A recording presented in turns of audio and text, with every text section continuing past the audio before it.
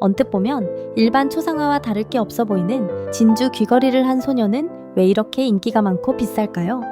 북유럽의 모나리자라는 별칭을 가질 만큼 많은 사람들에게 사랑받는 이 작품은 네덜란드 마우리츠하위스 미술관에 소장되어 있으며 세계적으로 사랑받는 대표 작품이자 문화적 아이콘이죠. 소녀를 바라보면 그림 속 소녀가 누구인지에 대한 궁금증이 생기는데요. 그녀에 대한 다양한 추측이 존재하지만 아쉽게도 정확한 기록은 남아있지 않아요. 때문에 이 작품은 일반적인 초상화가 아니라 트로니라는 장르로 분류되기도 하죠.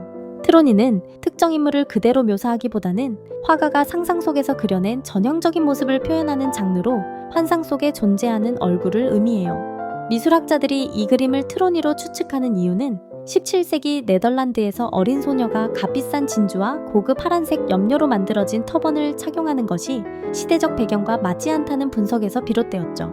그림 속 소녀가 실존 인물인지 알 수 없다는 점은 작품의 신비로움을 더할 뿐만 아니라 관객을 향해 응시하는 감성을 자극하는 시선과 마치 말을 건넬 듯 살짝 벌린 입은 관객의 호기심을 강하게 자극해요. 17세기 네덜란드는 종교화가 금지되어 성당이나 귀족의 후원이 없었지만 해상무역으로 부를 쌓은 사람들이 그림을 구매하며 화가들의 생계를 지원했는데요. 그들은 집을 장식할 그림을 원했기 때문에 정물화나 풍경화 역사화가 인기가 많았어요. 이러한 시대에 소소한 일상을 그린 화가가 바로 베르메르예요. 베르메르는 빛과 어둠의 조화를 잘 다루었고 부드러운 색채의 사용 능력이 매우 뛰어났어요. 특히 소소한 일상을 디테일하게 표현했는데 진주 귀걸이를 한 소녀에서도 그의 실력이 잘 드러나 있어요.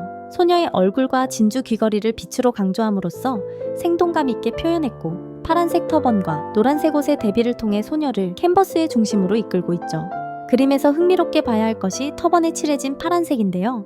베르메르가 활동하던 17세기의 파란색, 특히 울트라마린 안료는 매우 희귀하고 값이 비쌌어요. 울트라마린은 아프가니스탄에서 채굴되는 청금석에서 추출되었는데 복잡한 제작 과정과 비용으로 금보다 더 비싸게 거래되기도 했죠. 이 안료는 주로 종교적 그림에서 성모 마리아의 망토와 같은 신성함과 부유함을 상징하는 요소로 사용되었어요. 베르메르가 울트라마린을 사용했다는 것은 당시의 사회적 문화적 가치를 반영하는 요소로 볼 때 색채의 선택 이상의 의미를 가진다고 볼 수 있어요.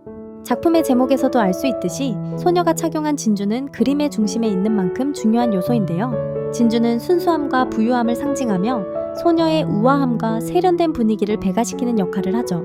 그림에서 진주 귀걸이는 매우 이상화되어 있는데 흥미로운 점은 실제로는 진주가 아닌 단지 빛나는 금속일 수도 있다는 분석이 나오기도 했어요.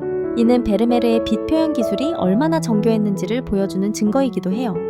요하네스 베르메르의 작품이 높은 가치를 가지는 이유는 그의 생애와 연관된 작품의 희소성에 있는데요. 작품만큼이나 베르메르에 대한 기록도 많이 남아있지 않아요.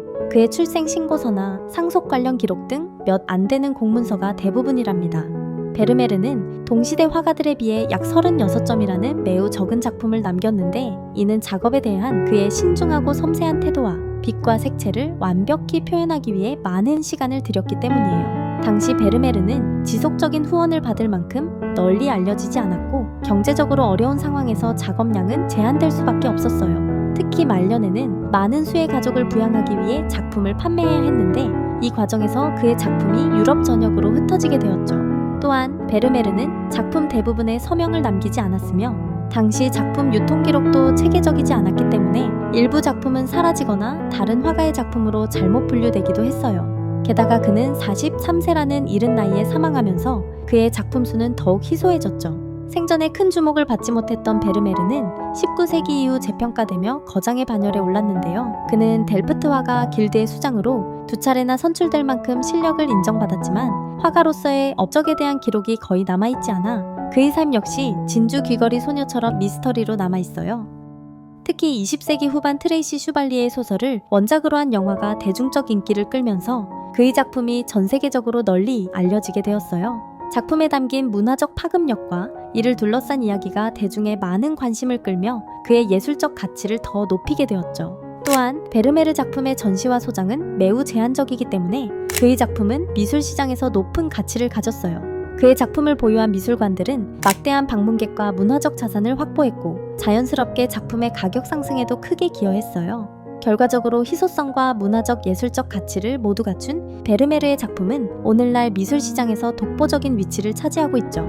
베르메르의 신비로운 소녀는 뛰어난 작품일 뿐만 아니라 시대를 초월해 관객들에게 감성적이고 특별한 경험을 선사해주고 있어요. 오늘날 진주 귀걸이를 한 소녀는 패션 광고, 문학 등 다양한 분야에 영감을 주었고 현대적으로 재해석되며 꾸준히 재탄생하고 있어요. 이 작품은 과거와 현재, 미래의 예술을 잇는 중요한 연결고리가 되고 있답니다.